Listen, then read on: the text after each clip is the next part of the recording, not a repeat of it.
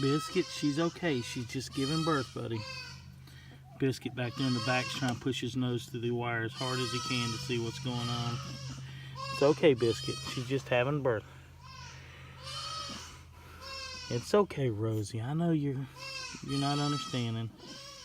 What y'all can't see in the video is she's already given birth to one, and she's down there licking on it real hard and heavy. And she's starting to act like she's fixing to give birth to another. I don't want to really disturb her, but I really need to get in there and see what she's got. I'm going to give her a little while, and then we're going to come back and actually see what's going on here.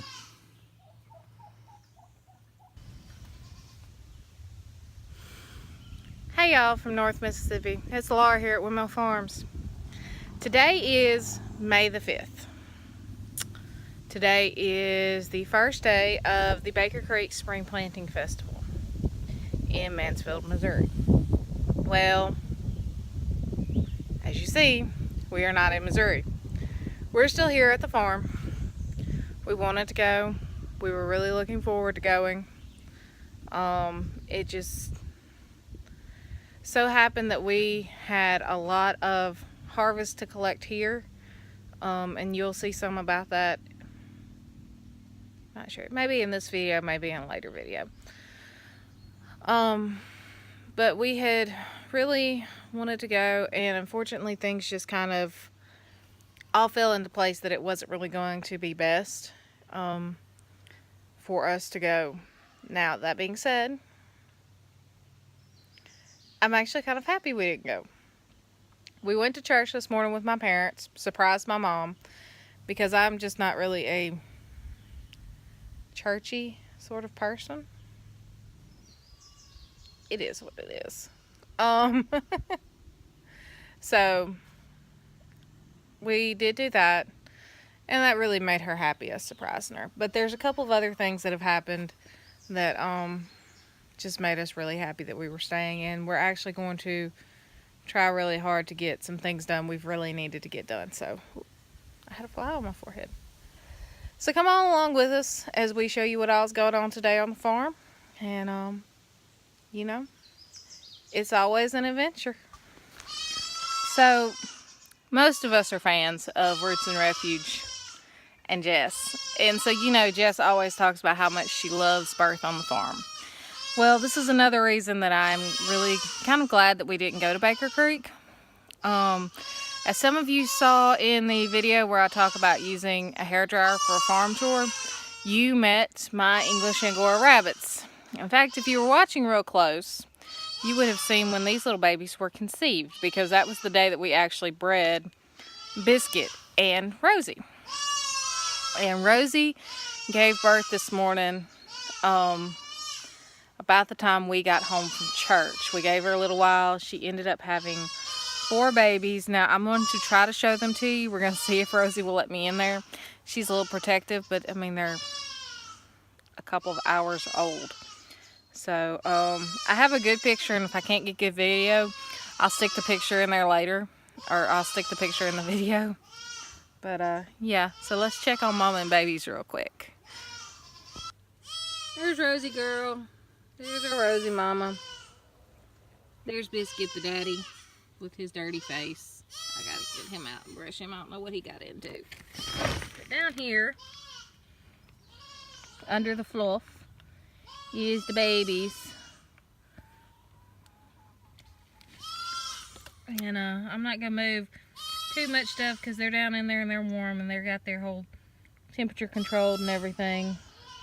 But yeah. So there were 4 when I came out and counted earlier, and you see one of them's trying to dig down in there and get comfortable. But Mama's looking good. Babies are looking good.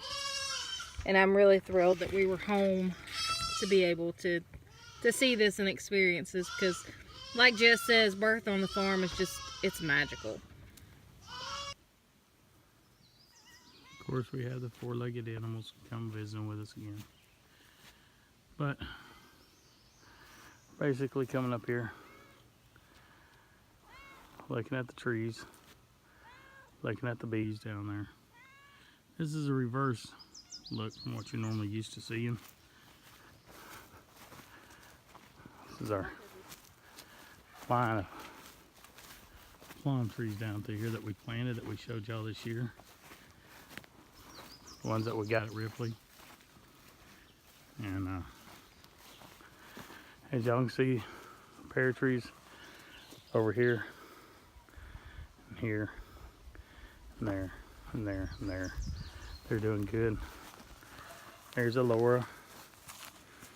These peach trees we put in, they kind of got shocked when we put them in. But if you look, you can see the green growth coming out on them. They're coming on out. Like I told y'all the other day, I left these little patches, but the reason I did is because you're getting these little, what looks like going to be black eye seasons for me. But here's our other peach trees, plum trees, pear trees up there. Laura's up in the middle. Of course, you got my beehive right there. Our grapes are looking good over here on this side.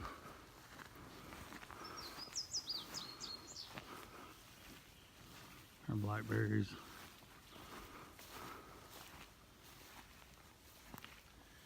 That is our blueberries.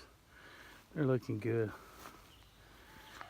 What's unique about my blackberries is some of them went through a phase of putting out blooms, and I've got new blooms coming out again. Sorry about that. So I don't know. Maybe I'll get extra blackberries off of these. As you see, got blackberries up here on this side as it is. More blooms down there. As you see, blackberries coming up. Them are them two Viking berries. They're type of chokeberry, I'm being told. So, some more blackberry. Just kind of a different look through the orchard here. And of course, some things there are just, oh my God, are they completely loaded. So, hey y'all, welcome back to North Mississippi here at Windmill Farms. We're not at Baker Creek today. It's Sunday, May 5th, when we're supposed to be at Baker Creek. We're not there, so we're gonna get stuff around the house done that we're supposed to get done. I had a gentleman contact me the other day about some azaleas. He was having not really a problem, he was just didn't understand how to do it. Your azalea plant, sir, is gonna go in just like this rose here, okay? If you've noticed, I've taken it out of the pot. The way I took it out of the pot was I turned it upside down and pushed the pot off of it, okay? I did not pull the plant, okay? Now, once you do that, you want to just kind of open up the roots a little bit. And if you see, I'm not destroying none of the roots. All I'm trying to do is just add some, pull it out so that the roots that are compacted in there can get out and do what they need to do, all right? Now, I've already dug my hole.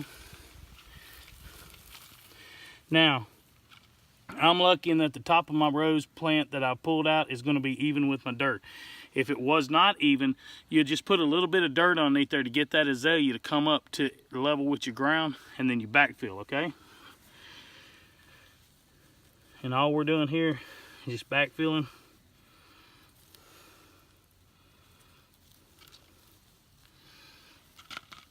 And I'm trying to crush this dirt up. I'm putting back in. Now, if you want it to give you a little bit better ability to take to being rooted, you can put a little bit of let me get that grass out of there.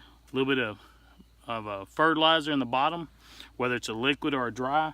This will allow it to feed the roots so that the roots want to go straight down into it where it needs to go. So that's also an option when you're doing this.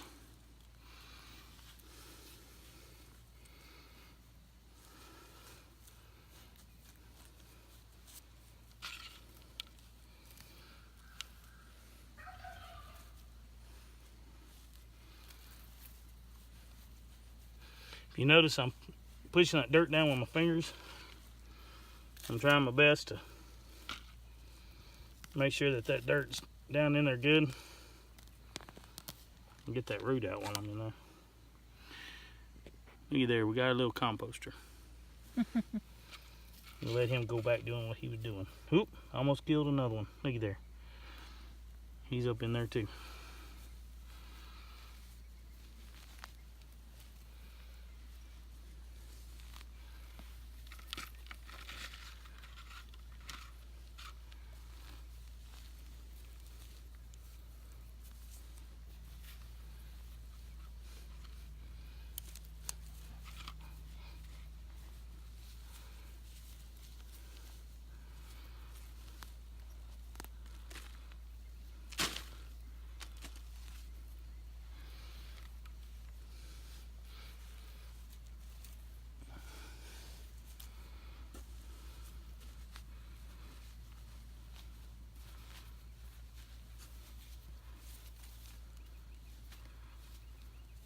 Alrighty. There you go. Now I'm going to water that to make sure all the air holes are out around the roots. I am going to add a little bit of fertilizer to it, and we're going to let her go. As y'all see, she's got plenty of blooms on her. Hopefully she'll be looking real pretty here in a day or two. Our unexpected work day, since we didn't go to Baker Creek. We got some new beds done, put in. We're about to try, we're going to try to get most of those tomato starts over there planted, because they really need to get going. But this is a variegated Solomon seal, and it's a medicinal herb that we're hoping it will really do well here. These are just some little red roses for some color. Hopefully bring in some pollinators in the process.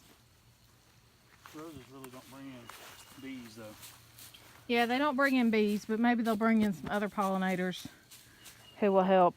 We have this wet straw that sat out here and got absolutely soaked. So we're just using it as a temporary mulch into our little pathways. These are basically little pathways so we can step in here and we can, like, you know, weed. We have definitely decided we're not using straw again. No. Or at least not straw from this particular location. I'm we not got using this straw again because that pine shaving that we used, that we had used for bunnies, that we used up there, very little weeding with it. When we have weeded, everything's come right out. And also water retention. You can see everything that's up there and how much it's bloomed and how high it's growing. It's a little bit more expensive, but I'll be using more of the pine mulch on there, the pine shavings, not mulch. Yeah, like what you see here, the pine shavings. I think we may try to use what M.I. Gardner uses. We did have this broccoli. We're not entirely sure why, but it bolted on us. We're going to let it bolt and go to seed. We didn't think it got that hot, but apparently it did. This little bed right here, these are spoon tomatoes, and I actually shared a picture of these on Instagram, and I will link that below. They are supposed to be just absolutely tiny little, like, currant style tomatoes, but from what we were told, these are supposed to be indeterminates that basically bush. What we were told by the woman is that they would get 4 foot tall and 4 foot around. She said they would be as... even get taller than that. Yeah, we were basically told that they would be as big as a golf cart, was her exact words. So we'll see. We're going to see how that works. But we got 4 of them in this 4 foot by 4 foot bed. So here's to try them. Neither one of us has ever actually seen these before. And we're going to see how it goes. And we've got some more roses. The roses are more for me. They're not really for Grizz. I like roses. I just showed you some heirloom roses on the thing today that I liked. And we're going to be linking that below. We found a really great company who has some fantastic selection in roses, and I'll link that below as well. Some of them roses went all the way back to 1600s, it said. Yep. And this is comfrey that we just got put down in here. But like I said, we have all of these tomato starts that were kind of left over from some plant sales we did and some peppers. And we need to at least get the tomatoes in the ground. So I think that's the next project we're going to try to maybe work on. So come on along. You know, we're having an adventure since we're not at Baker Creek. But we had baby bunnies. We had baby bunnies. You saw those earlier in the video. We had baby bunnies. So you know what? We didn't get to meet everybody that we was wanting to meet at Baker Creek. Life happens on the farm.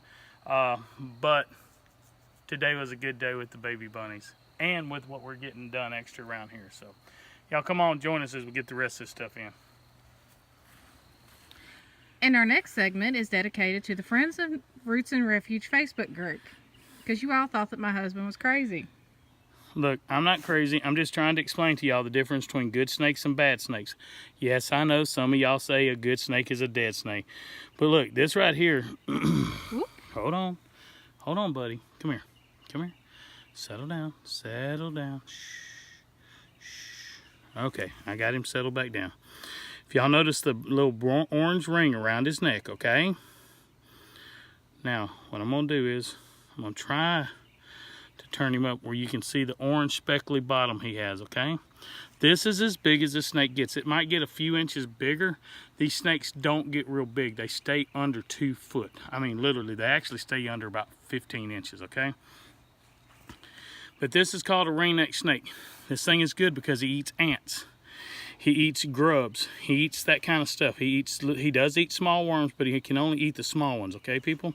So he is a good snake, believe it or not. He's really something. It's actually, when you find one, I just turned this pallet over to move it so we could get the next bed in. And when I did, I found him underneath there, okay?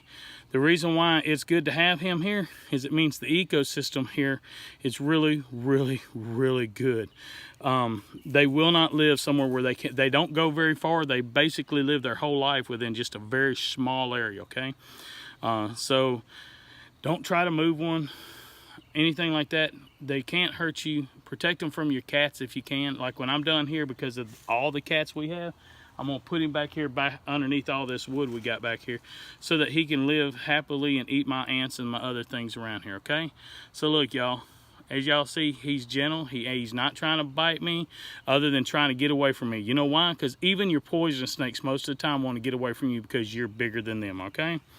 But anyway, handling a hot snake, the hot snake is a poisonous snake. Handling them is totally different. But you can tell that this is a non-poisonous because he's got a rounded head. And he's got, if the camera can come in close enough to his eyeballs, if you notice, he's got round pupils. I don't know if you're going to be able to see it. Well, but you can see it from my angle. He's got round pupils in there. He's a pretty little boy. I mean, he's awesome. Awesome. You see how gorgeous he looks. Okay? So I'm going to take him over here and release him, all right?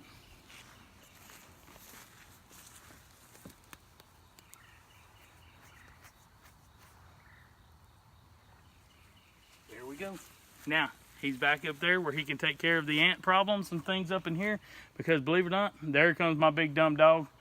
As y'all see, I've got an ant problem I cannot get control of here. I don't want to use poisons per se because I don't want anything getting into our food system. I don't want it getting into our water system. I'm really working hard right now to try to figure out something I can use other than diatomaceous earth. It's working, but what it's doing is causing them to move. It's not truly killing all of them. And here comes my internet famous big black dog. Here he is. Who is out like a bad boy. You were out like a bad boy. You were out. Yes, you were. Yes, you were. He's a bad boy. But whew, you stink like you've been eating a dead carcass. He found a deer. He found a dead deer somewhere. Oh, stinky black dog. Hey, you gotta love the adventures on the farm, Dan, can't you? Seriously though, talking about our ant problem, if you know something that will work better than diatomaceous earth that isn't like a poison for us to have to put out, leave us a comment below and we'll give it a try. We'll shoot a video giving it a try and let you know how the results turned out for us. We don't really have fire ants, correct? Yes, they're a piss ant. We have what's called a piss ant. Basically when they bite, it burns, it stings. Our daughter Maddie, who you've seen in I think one video so far, is actually fairly allergic to them. They cause big old whelps on her, but Yeah. So if you know something, help us out. We will always happily take advice, and leave us a comment below. And we'll make sure that you know that we saw it.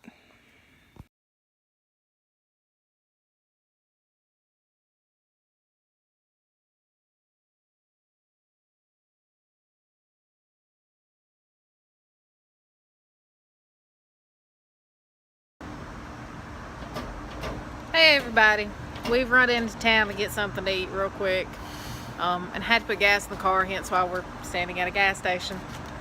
But we had a really good day. We'll post pictures of the bed and stuff probably tomorrow morning up on Instagram, so you can kind of see what we got done. And I think we had a good day. I do hate we missed Baker Creek. Yes, it looked like Maya and them and Jess and everybody was having a blast a while ago when we seen them. Yeah, on there I live. wish we could have been there, but yeah, because we were supposed to kind of go see them and do some stuff with them Friday, but unfortunately my work would not let me off work early enough. And then when we finally could, they had, you know, company come in, which everybody has already seen, Stivers and Daniel and Yeah. them. So we understood we could get up with them. We're going to still get up with them to finish up what we were going to do. eventually, hopefully. Hopefully. I hope we do. Yeah. But anyway, it looked like it was a blast a while ago. We was watching them as we was coming to town. As we told y'all before, when we go to town or go anywhere, first thing we do is we put in the YouTube channel on our phones, whoever's got service, and we start watching things as we're going to town. So that's when we get caught up on everybody, whether it's Roots and Refuge, Pretty whether it's much. Stivers, Broussards, Home in the Highland, whoever. Two Wild Onions. Whoever we watch, that's when we catching, you know, Deep South, Homestead, it's whoever. Arms Family, Keeping It Dutch, because we even watch the big time guys. Yeah. Just to see what it's like to be big time. So we're going to go get something to eat. Y'all will see this video probably tomorrow. I can probably, it might be up tonight. It Yeah. might be up tonight. But as always, it's been a great adventure. You have a blessed day. And as always, be safe.